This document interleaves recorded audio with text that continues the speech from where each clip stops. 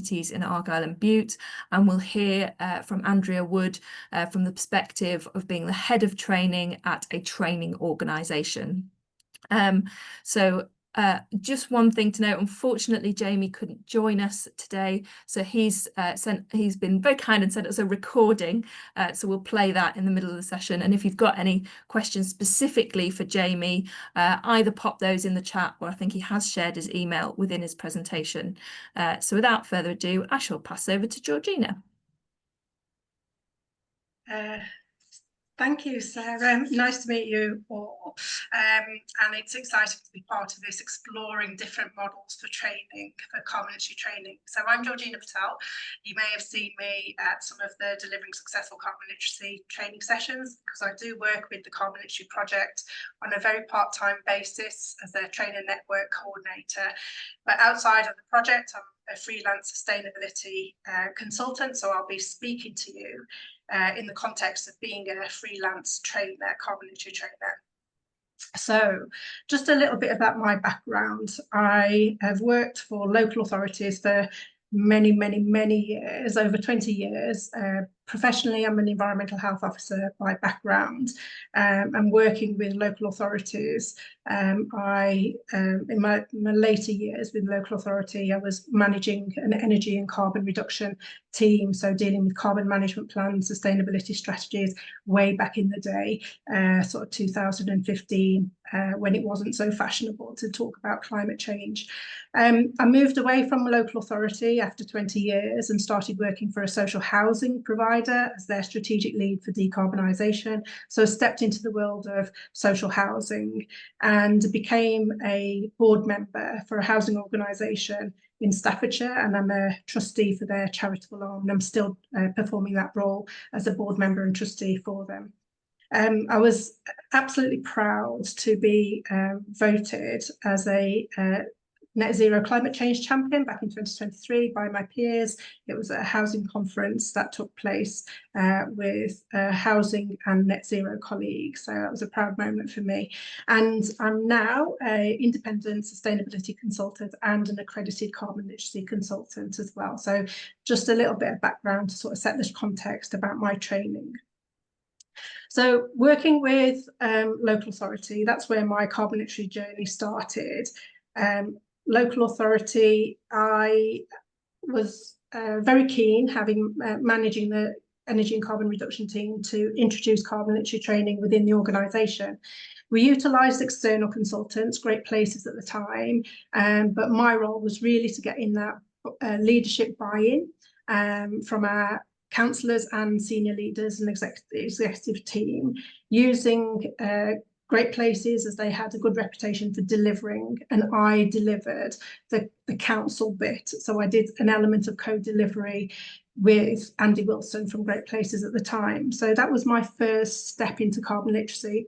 It took off really well, and we started a rollout of other members of staff and councillors within the local authority. Moving away from local authority into social housing, as a lead for decarbonisation, it was very much my role and responsibility, and I had a lot of freedom and flexibility around the agenda for decarbonisation and sustainability. So top of my list was introducing carbon literacy, so I got it right at the top and started that rollout straight away. I was delivering every 2 to 3 weeks to a group of 15 to 20 people, really embedding that culture of carbon literacy and sustainability across the whole organisation, and got the housing association I was working with to gold within 18 months. So really strong carbon literacy journey with that social housing provider. So when I was working with a social housing provider, I became a carbon literacy facilitator, and that was all I needed. I didn't need to promote myself externally. I was just delivering internally. So that's, I got my badge to say onto the first rung of the ladder in terms of that trainer pathway. So that was enough for me at the time. But then I became an independent sustainability consultant and offering carbon literacy to my external clients. So for me, that badge to show my experience was very important. So I became applied for, I met all the criteria to become a CLT trainer.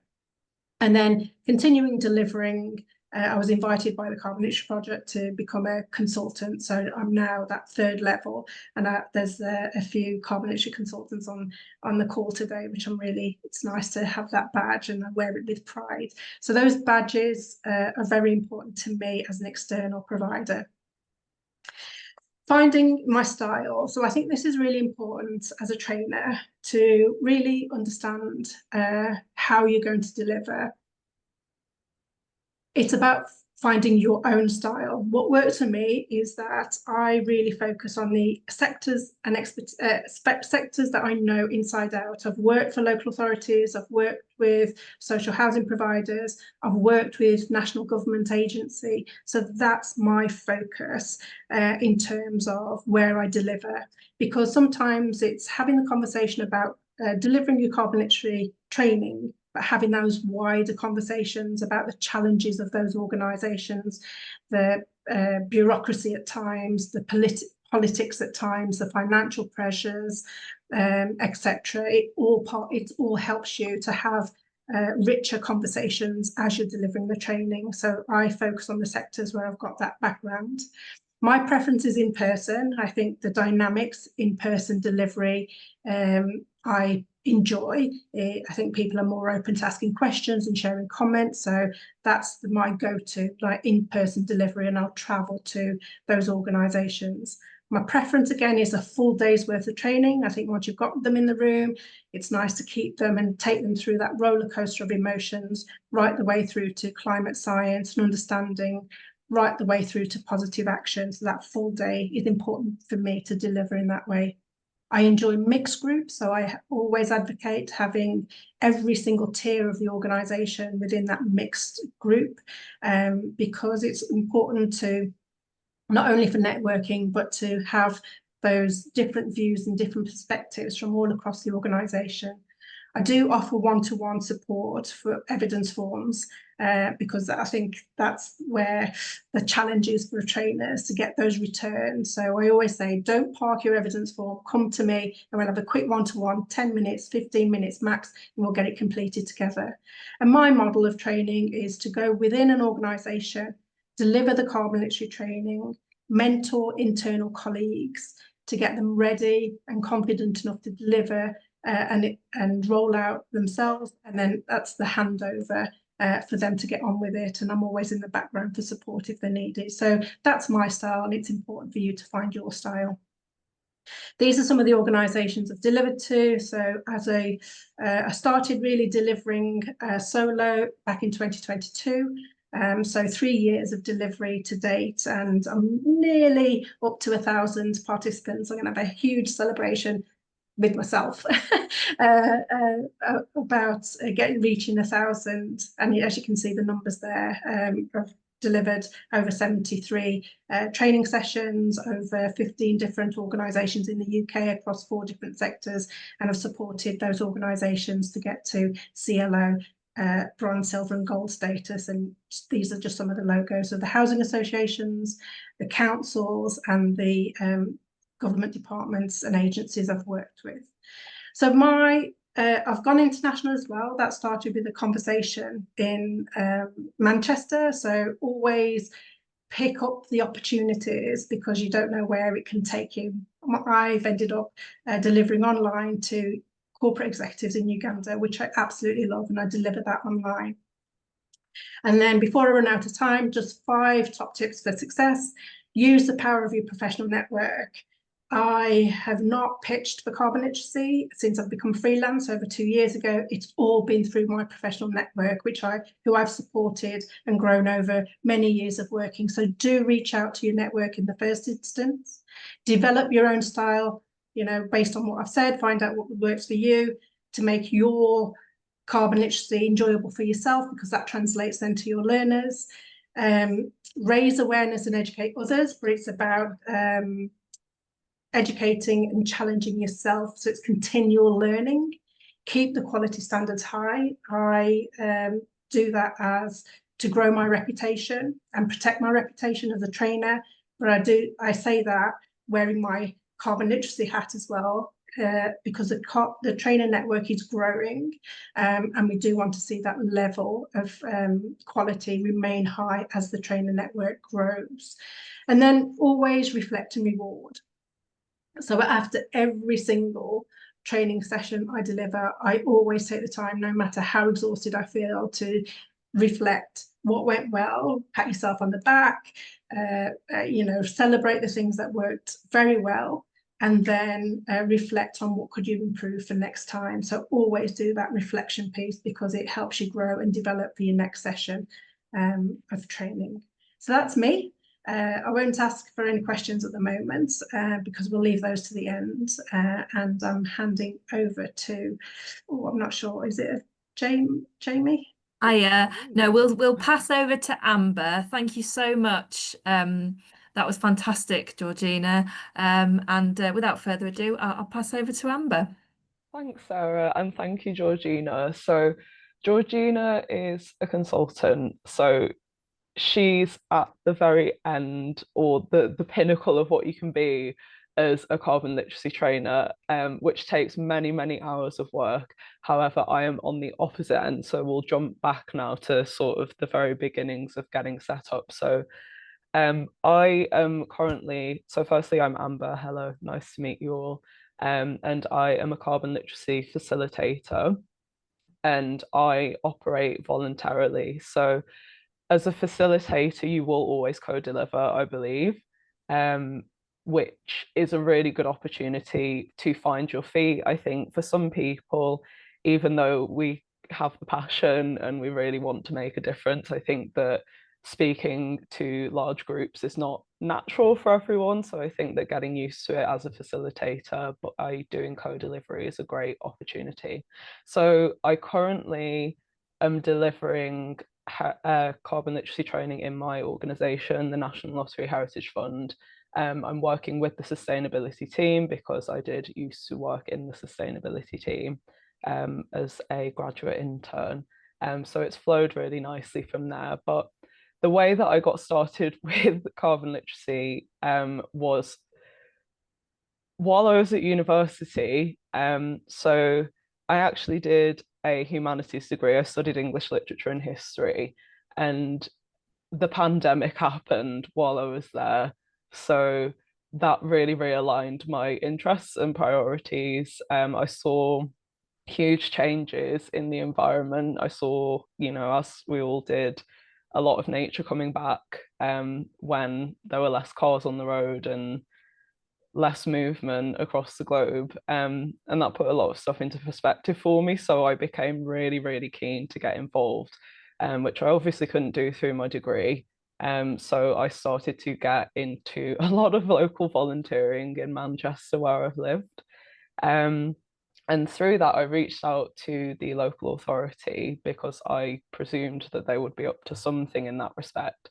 And they put me into a youth climate assembly that they were running at the time. So they gave me the opportunity to design and deliver some workshops for young people about climate change there. And that was where I met a local councillor, Linda Foley, who is the biggest advocate of carbon literacy training ever. She's like always waving the flag for it. So she saw the similarity in my interests of making and delivering this training and carbon literacy. So she recommended it to me. So fast forward, Linda trained me. So I became carbon literate through her, which was a really interesting experience because that was in a community setting. So there was a very broad mix of people in the room. And then from there, I ended up working in the Heritage Fund after my degree. And fortunately, as an organisation, they are very dedicated to carbon reduction and supporting environmental recovery. So they were really good in supporting me after I expressed that I wanted to become a carbon literacy trainer eventually. So I was able to complete trainer training, which is a step that you would go through if you wanted to become a trainer, through the Heritage Fund with an organisation called Lighthouse Sustainability. And then the next step from there was to become a facilitator where I am now. And for that, I reached out to my network again, Linda, and she very kindly invited me to co-deliver in a college in Manchester, where I met Helen Rogers, who's also in the call, and another Pinnacle consultant. And it was brilliant to deliver in person alongside them, because in my organisation we're doing it online because we're hybrid, so it just makes more sense to be able to cover the UK. So that's where I'm at. That's how it's going. But I do this voluntarily at the moment, so nobody is paying me, and even though I'm doing it at work, I'm doing it on top of my role description, if that makes sense. And I'm doing that because this is really important to me. I think that as someone who went from a lot of community activism and advocacy more so, having the pathway the Carbon Literacy Project offers to move through and progress, it's a really good method, a good platform, and it gives you the ability to be able to legitimize activism in my sense. And that's a really valuable thing for me, which is why I'm very keen to just do it on top of what I'm supposed to be doing. So with that said, I've delivered to a mix of audiences because I've gone where the opportunities have been available, which I would absolutely encourage if you're getting started. And to do that involves delivering to people outside of your sector. So maybe rooms full of people who have loads of expertise in something that you've never touched. For example, when I went to deliver in a college with Helen, who's in the call, it was in the education sector where I had no idea what I was doing. But in those situations, a really key tip that I would give is to ask questions and remember that you're sort of a guide when you're delivering carbon literacy. You're there to give people what you know and help them connect the dots with what they know. You don't have to impose. They're the experts in their field and you're the expert in yours.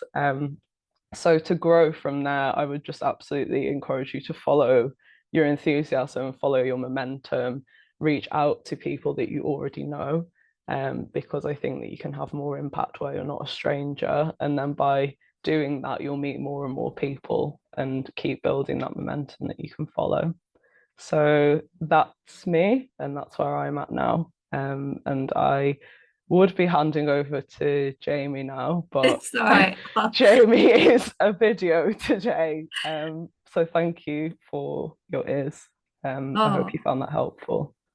Thank you so much, Amber. I think that's really inspiring. You know, if you haven't got 20 years of experience in a sector like Georgina and got all of those contacts, where do you start? And it's really inspiring to hear you just looking for those opportunities, asking who are the Lindas in your life that you can really cling on to and, you know, find further opportunities. So thank you. I'm going to bring up back up our slides, and hopefully Jamie's video will play.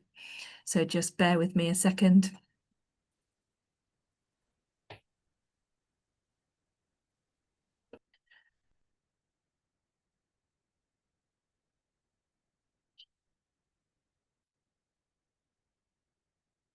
Hi, can everyone hear that? Joyce, I'm the Senior Climate Change Manager at the Argyll Constitute Trust, also known as ACT.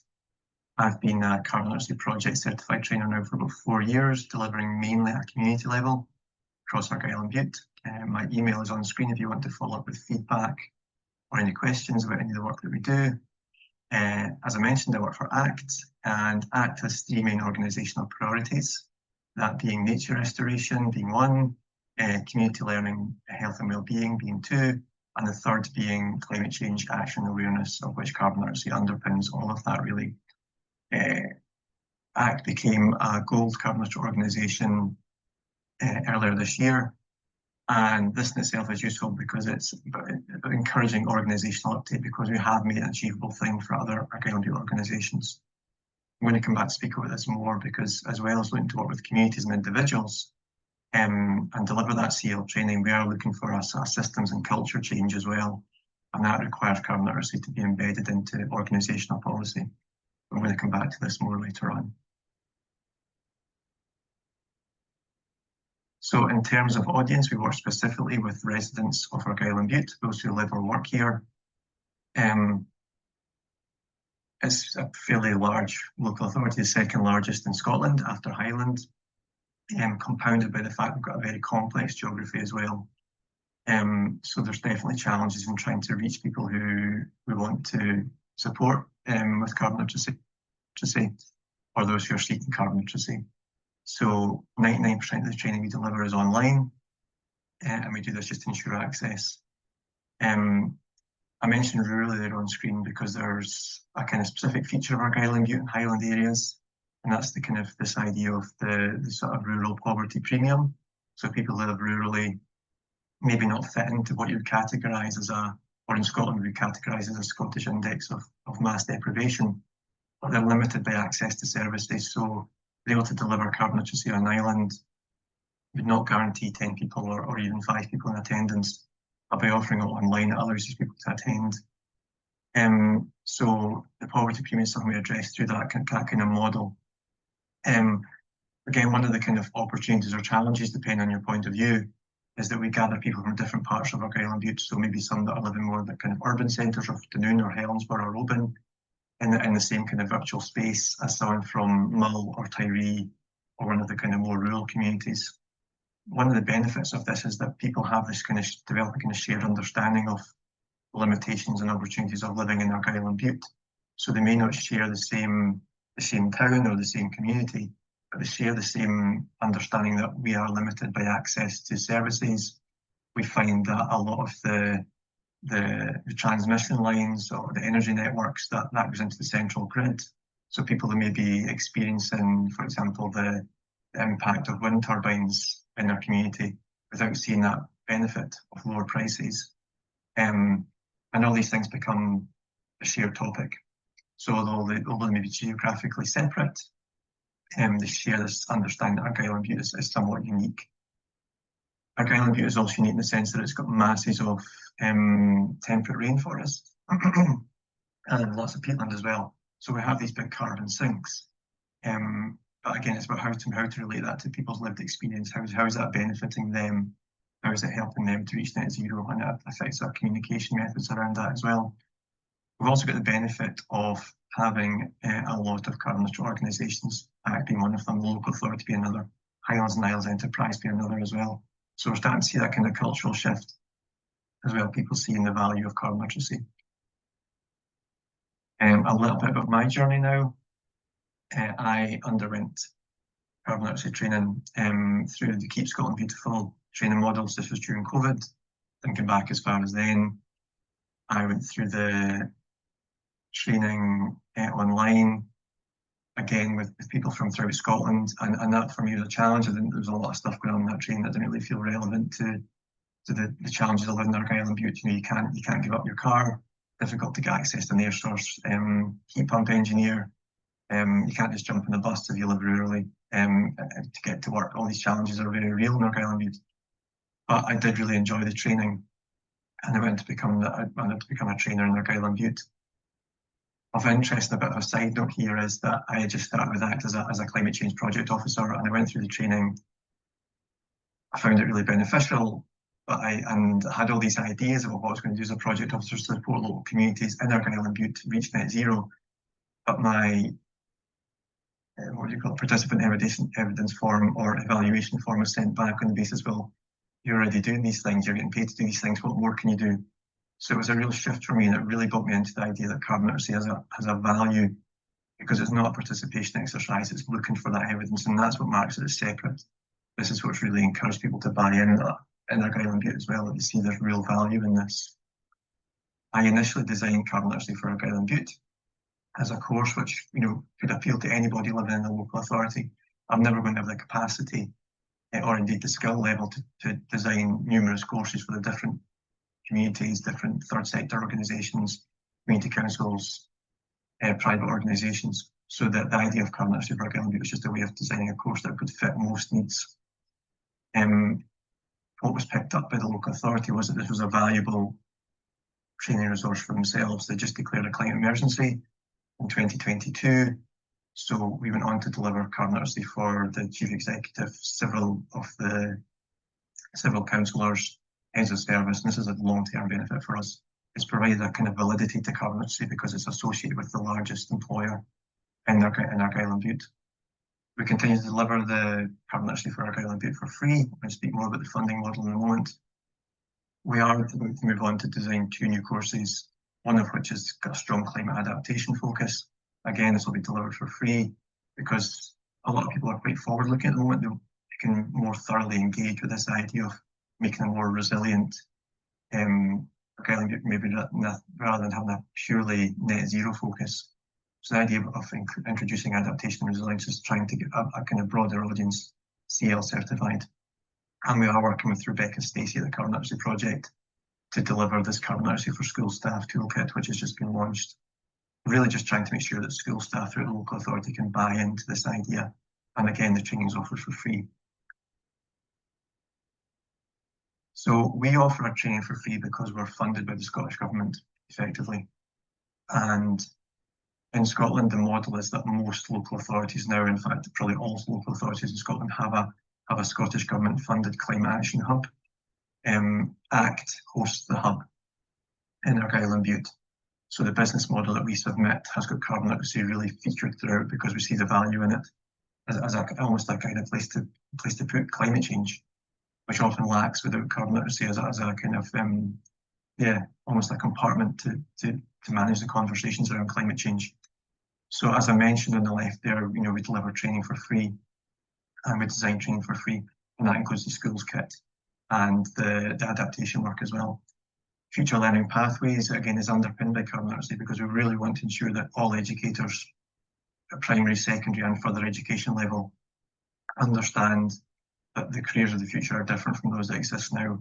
So we're really trying to make sure that all educators can support young people as they move through education and just make sure that they fully understand what climate change is and how to act on it. And the young people that are leaving the education system feel empowered and can move forward with climate change rather than sort of, addressing the kind of climate anxiety or the negatives around it, really trying to turn it into a kind of positive, making sure there's positive destinations as they leave school into climate ready careers. Central to all of this is the membership network. And we really want to ensure that there is a kind of really vibrant climate hub network that really starts to bring in those organisations that are not currently part of the kind of what you say climate conversation. So carbon literacy allows us to sort of say, well, here's free training, here's something that's valuable to you, and that becomes a central part of that. Likewise with the seed fund that we offer small grants of money to ensure climate action with community organisations. And we try and ensure that carbon literacy training is mandatory for at least one member of that organisation's structure, that they go through the training, and then that way we know the money is being spent in a way that targets emissions. And the Sustainable Food Places kind of ties in as well because we realise that the Carbon Literacy Project has food-specific focus. So again, we're working with local community groups, individuals about local food growing. We're also trying to turn it into a sort of systems change as well, where we can start to offer training to the larger procurers of food, making sure that local food systems, we're seeing links between the local producers and the local consumers at an organisational basis. As one final point here is that I've been delivering, as I've said, training now for about 4 years. It has taken that time really to see that there are people coming on board now with carbon literacy training because they're seeing the systems change, because they see Argyll and Bute Council, these other organisations are starting to make it a recognised valuable qualification to have. This is really where we want to be. We want to ensure that those people who are not currently knowledgeable about climate change and have sort of basic understanding are starting to take part in the training. This has taken years, I suppose, to establish this. But this is the benefit of the Carbon Literacy Project for myself, is that we're almost able to offer a kind of framework for it. That it's not just a kind of a conversation that some people can tap into sometimes, but there's a certificate behind it, a way of evidence and change in behaviour. And that's the value for us. I think I've probably been over my 8 minutes that was allotted. So apologies about that, but Please follow up if you get any further questions or feedback. And thank you for listening. Bye-bye. Brilliant. Thank you, Jamie. I'll go back down there. So yes, really inspiring to hear like a personal experience of how he found the value in the training, that it is actually something that targets emissions, and that now after 4 years he's seeing that across that large area of space being recognised, the value, because of all of the work that's happening, and the emissions that are being reduced. Fantastic. I shall pass over to Andrea. Thank you, Sarah, and hello everyone. Thank you to Amber, Georgina for really interesting insights into how they got started with carbon literacy. I'm Andrea Wood. I am a carbon literacy consultant, as you can see on screen, and the head of training at Positive Planet. And my story is very, very different to everybody else's. So I've just put a little brief sort of a few things about myself on screen. I did a geography degree way back in the 1990s, and after that I went into education and was a school teacher in secondary schools for a good 20 years, after which I sort of moved out of teaching in schools. I had a young family at the time, but also I had opportunities to go and do some other work, and I got involved in projects around sort of pedagogy and how you engage learners with learning, and sort of strategies and how the brain works. So I come very much at a background from education and how people, children and adults, learn. I also took up opportunities to go and work at Pearson, which are a big sort of publishing company. I was a senior associate there within the geography team, but I also then became also a lead trainer, and I developed a lot of training and educational resources in those roles. So I come to carbon literacy training with that sort of like training expertise background, having sort of delivered taught geography and the climate challenge, which was embedded through the geography curriculum, both GCSE and A-level, for many years, and I've sort of hopefully helped to create more geographers and more people who sort of gone on, and I do know I've gone on to teach people who've gone on to work in this field. I also worked at a university as a sort of tutor, and again teaching on a PGCE course. As I said, I'm married to a head teacher, and I have 2 teenage daughters now. So at that point in my career, I was sort of very much wife, mum, friend, and I applied for a job. That's how I became a carbon literacy trainer. I wasn't a carbon literacy trainer when I actually applied for the job. It was at Positive Planet. We're looking for a carbon literacy trainer. And I thought, you know what, I've got all those skills to apply for this job. So I looked at the job spec. I wasn't certified, but I was confident that I would be able to sort of apply all these sort of skills and all the experience that I'd had in my career, and apply it to this. And I was very successful in the job. But the first thing I had to do was become certified carbon literate, and I immediately signed on to Anna Salisbury, the wonderful Anna Salisbury, I think, who's going to be talking in a few weeks' time on one of these sessions. I did her course, and then I was charged with creating a course for our clients very quickly. But again, having a background of being able to create training and understanding how learners learn and how you engage people with complex topics, this was right up my field. So I really threw myself into creating our first course. A little bit about Positive Planet, I think, probably, and I think it's important for us. I don't think actually, I'm going to come back to that one later. I thought I'd put a slide in about Positive Planet. I'd gone too fast. There isn't a slide. So Positive Planet, Positive Planet, there we are. Thank you, Sarah. This is the lovely people at Positive Planet who we are a sustainability consultancy. So When I joined 3 years ago, we were very much a startup company. I was employee number 6. So it was a startup, and we were offering sort of carbon footprint measurements, carbon reduction planning, mainly to SME companies. So I created that first course for one of our clients, and it's really interesting that the reason why they were looking for a carbon literacy trainer is because clients were asking for carbon literacy. So they'd had the footprint measured, they'd got these carbon reduction plans, but actually they wanted something to engage people across their organization. And carbon literacy was something that clients were asking for. So hence why they said, we need a trainer. And I arrived and I created that course for an SME. And delivered that. Now, the nature of Positive Planet is that it has grown from that early stage startup into quite a bigger sustainability consultancy now. And the range and scale and sectors of the people who come to use our services has really changed. And as a result of that, I have, sort of responded to what comes down the pipeline, in that we have now created 18 different carbon literacy courses for a massive range of organisations.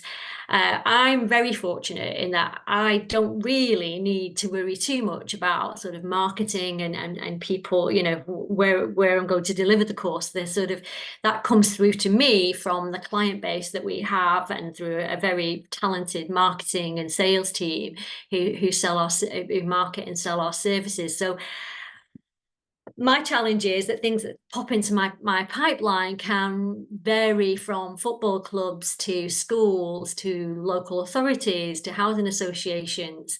And because I've got a background in creating training and knowing how to create sort of engaging training, I'm able to, and I really love the challenge of working with new sectors and really, and I work with those sectors, and within, you will find people within those organisations who I will learn about their sector and help them to sort of co-create. Really, they will help contribute the sort of sectoral information, and we embed that around carbon literacy courses for them. The statistics on screen are slightly outdated. We are literally, as we speak today, updating this, and I think we will have gone beyond 1,500 learners now that we've certified. So there's a little bit of pride here that we've got that 1% of learners that are carbon literate have come through Positive Planet. Like I say, we've delivered to lots of organisations, probably well over 200 now, different events. I lead a team, so there's me, and I don't think PK is on this course today. I'm sure she was intending to, she may be, but I know she's, I think, talking in next week's event. So I lead a team with one of the full-time trainer, and then we also have some people who've come over from the Carbon Literacy Project who also work for Positive Planet now, and they do sometimes sort of jump in and deliver training for us as and when. And we do have associate tutors as well, and associate trainers who we work with, particularly in London, where we find there's a huge demand. I find myself, because we're based up in Manchester, I actually live in Wigan, and find myself travelling, well, all over the country, really. So like Georgina said, we deliver, I think I prefer doing it in person in exactly the same reasons that Georgina explained, that level of engagement. But we do deliver both online, hybrid. We've been asked recently to think about doing some e-learning for some bigger clients. Increasingly, we're working with more corporate clients now, perhaps some of the bigger organisations, the household names that come to us predominantly just for the training element now, because we've managed to grow, the training to, get the reputation of being a really good provider.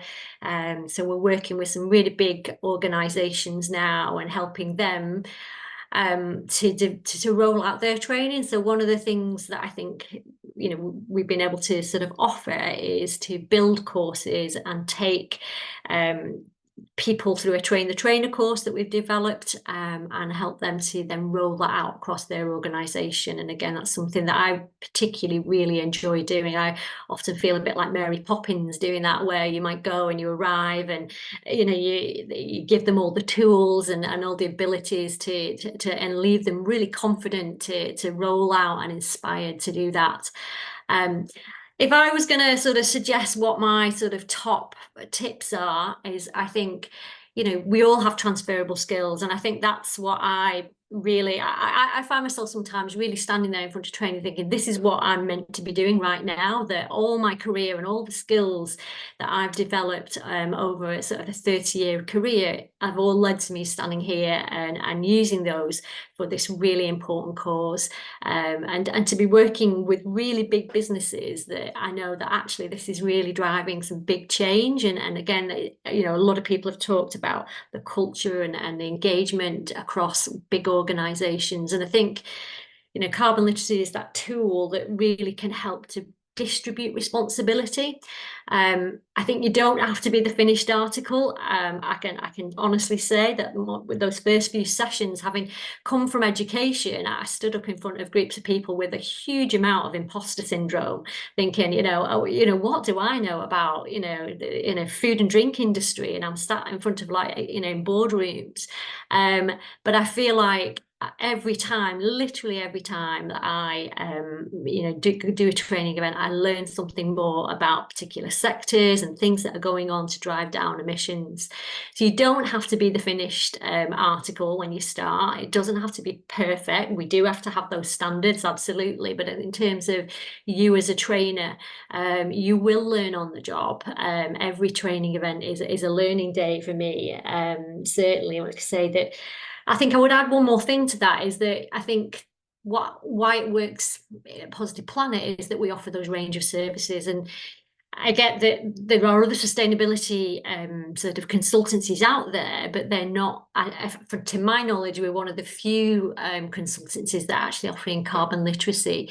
So, are there opportunities to be offering other services as well? I know that we've got some trainers who've come through our Train the Trainer course who help support small businesses go through B Corp qualifications, and they use carbon literacy alongside that. So I think it's like, are there other things that you can do in the sustainability world that can complement the carbon literacy, or vice versa, within that? Because I think that's what what works at Positive Planet, is that we are offering a range of services. We've gone beyond footprint measurement now. We're working with life cycle assessment and ESG reporting. But often it's the carbon literacy training that really has, it really helps to sort of, drive the change forward that engages people. And, in terms of, the best level of marketing is that word of mouth, and, getting, Georgina talks about the network. My network was teachers when I first arrived, and people in the educational field. But the more we train, the more that word of mouth gets out, and we, more and more people want to come to us for carbon literacy training. So I think that's about my 8 minutes up. I hope I haven't gone over. I wasn't taking in there, but yeah, thank you so much for listening. Oh, thank you so much, everyone. And yeah, really great timings today. I think that worked really well. And we do have time for questions. If people have questions, does anyone want to pop their hand up if they've got a question that they want to ask to anybody in the panel? There's lots of clapping, so I'm very confused on or if there's any questions in the chat. I can't see any at the minute.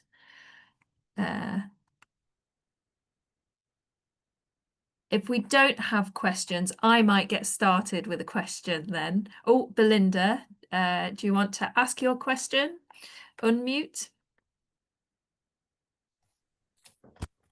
Hi, fantastic presentations. Thank you, everyone. I've got pages of notes and lots now. So I've been delivering carbon literacy to town and parish councils and community groups. Initially just as an individual councillor to my own and surrounding town and parish councils, but also in the last 2 or 3 years through Dorset Climate Action Network, and I do it free. I mean, sorry, that we charge a small amount, but we make it accessible to anyone, because a lot of parish councils in particular don't have any money for these kind of things.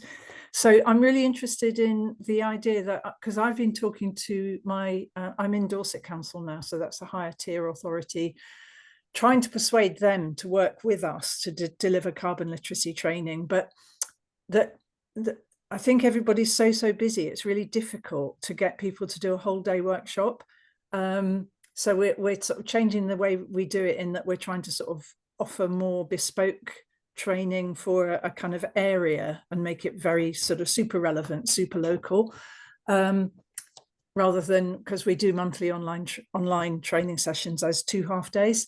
But I think we're really concerned about adaptation. So I was really interested that the sorry, I haven't got your name, from Argyll and Bute. Oh, Jamie. Jamie. He's not on the call, unfortunately, but Oh, okay. I'll be a Jamie mouthpiece. Okay, so and I'll send any questions towards all right, lovely. him. So I'm really interested in how we can sort of adapt the content to include adaptation, because I think that's really, you know, especially with the weather we've been having, you know, people are much more understanding now of the need to adapt, and certainly for councils, they need to understand what they need to do, and also in nature recovery, because carbon literacy is really focused on just the one pillar rather than the 3. But I feel like I could reach out and get much more engagement if we could include adaptation and nature recovery in terms of council and community groups, if you like, capacity to do things, you know, and so I'm kind of nervous that it would not reach the carbon literacy standard if we deviated too much from just reducing emissions. So I don't know if anyone's got anything to offer on that. Chomping on the bit to answer. Some of that. I mean, it'd be good to get Jamie's view if you can put a direct connection there. But in terms of, I take it you're using the local authorities toolkits, Belinda. So, no, well, I helped adapt I use a town and parish council's call. Yeah, so it's still I was part of the team that adapted it from the LA toolkit. So it's the toolkit essentially that you're using. So the Yes, toolkits are resources, a whole day's worth of learning material that you can't really adapt. There's terms and conditions that come with the toolkits because they're pre-accredited. However, there are blue slides within those toolkits that you can adapt. So if those conversations around nature, around adaptation, as well as mitigation, are really relevant to your audience, you can add those in the blue slides. I know that the sector leads across all those toolkits are looking at those 2 subject areas, biodiversity and biodiversity loss, nature recovery, adaptation as well, based on the extreme weather. So those toolkits are being updated on an annual basis, and those elements, those subject areas are being added. So keep on top of those toolkits, you'll get those annual updates. But if you feel that you want to add them in your blue slides, then feel free to do that specifically for the areas that you're working in. If you've created your own toolkit, if you've created your own courses, then you've got a bit more flexibility in adding that to your courses that's relevant to your audience. If the changes are a few slides here and there to your own courses that you've created, then there's probably no need to get that reaccredited. But if there are significant changes that you're making to your course, then just have a word with the accreditation team, course accreditation team, to see whether that needs reaccredited. But if they're just additions, it's probably not. Hope that answers your question. Thanks. And I'll put you in touch with Jamie as well to discuss the adaptation course that I don't know if it's a course he's writing from scratch, so it'll be going more in depth into that, and obviously he'll have been talking with the criteria checking team, I'm sure, throughout that process to make sure that it is answering all those things. I'm going to come to Helen next, who's got a hand up. Oh, thanks, Sarah. Because I was listening to Belinda there, I've thought of so many things I want to now say on adaptation, because it's so important. So thanks for raising that, Belinda. And maybe just for the record, I think we should have a session on bringing adaptation into our carbon literacy training, because I think I've got quite a lot on adaptation in mine. And when I did the training with Dumfries and Galloway, which is next door to Argyll and Bute, we had loads on adaptation, which was delivered by the council's own adaptation officer, which I was really proud of to have included them in the delivery of that material. So yes, loads of thoughts on that, which I'll park now because I'm conscious of time. And I was looking back at your event objectives, Sarah, and I was thinking that we obviously started with Georgina, and it's really great to hear the contrast between Georgina and Amber and Andrea and Jamie, of course, as well, because they're all such different experiences and approaches.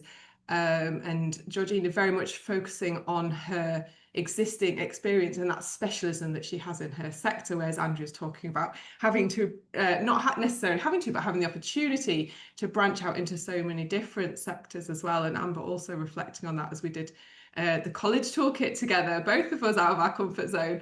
And in your event objectives today, you said, what are the opportunities for growing your training? So I wondered if we could hear like 1 minute from each of the three people who are here on how they see themselves playing their part in our collective ambition of getting to that 1 million learners by 2030, and how they're going to support the network in what they do. I'll go first on this one. For me, because I'm working very much with businesses and corporations, for me, it's getting into supply chains. I think it's absolutely massive, so we take a business and we might, deliver carbon literacy to it, so where do we go once we've embedded that? And it's like, we'll get into the supply chains, get into the scope 3 emissions, because that's how we're going to drive down emissions and how we're going to expand that training. So I think from my perspective, it's getting into supply chains. So there's my 1 minute answer there. Right, a 1 minute answer from me. So I have stated that my preference is full day in person, work within an organisation. So I've recently delivered some online training, a whole day's worth of online training, which is exhausting.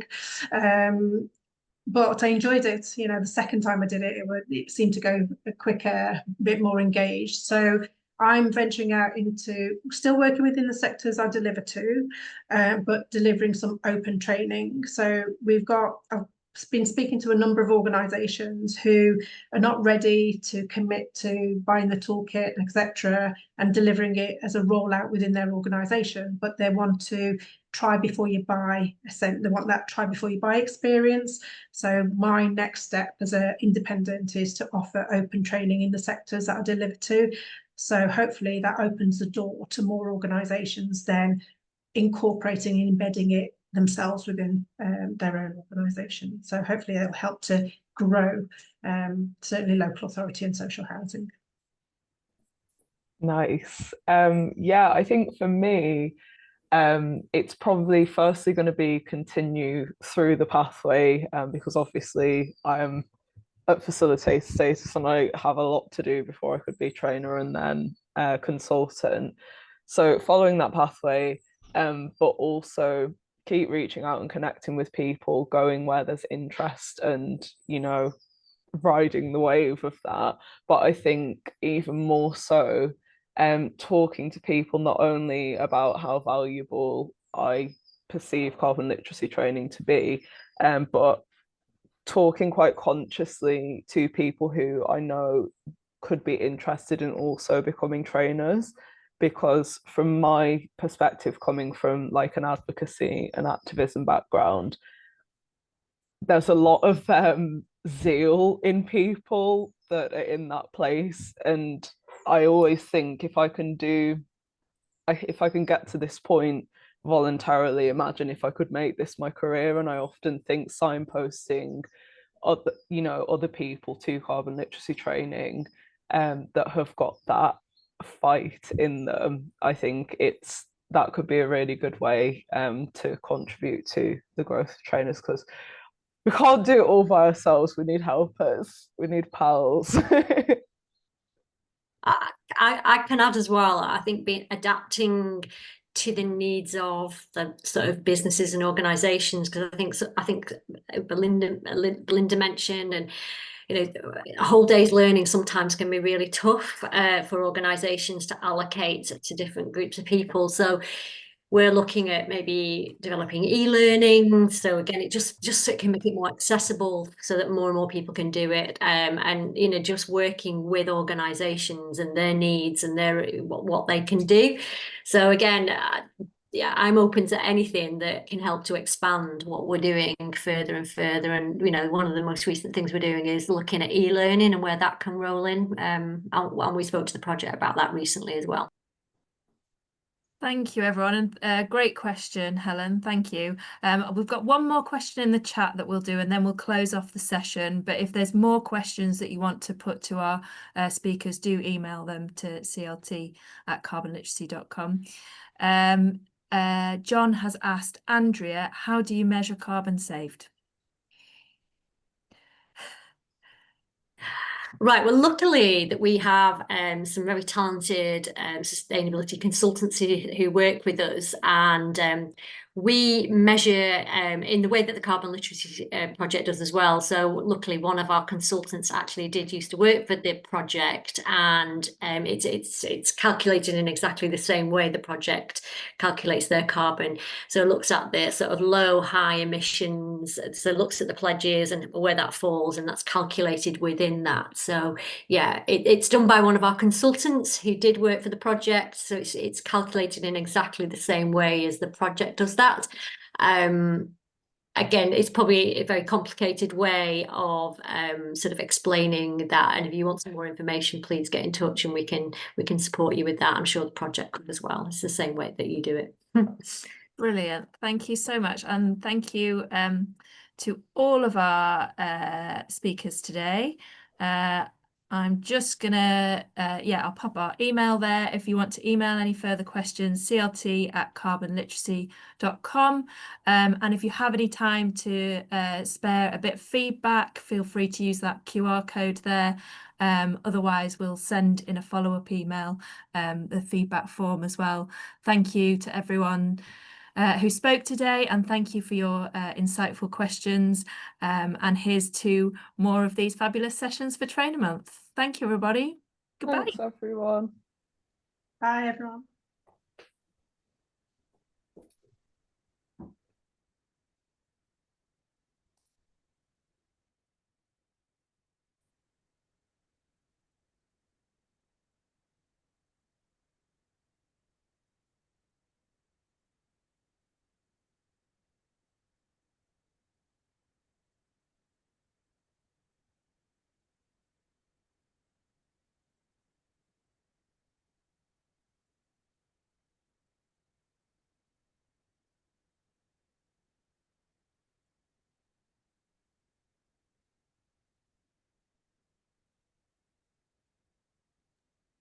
No. Thank you so much. Everything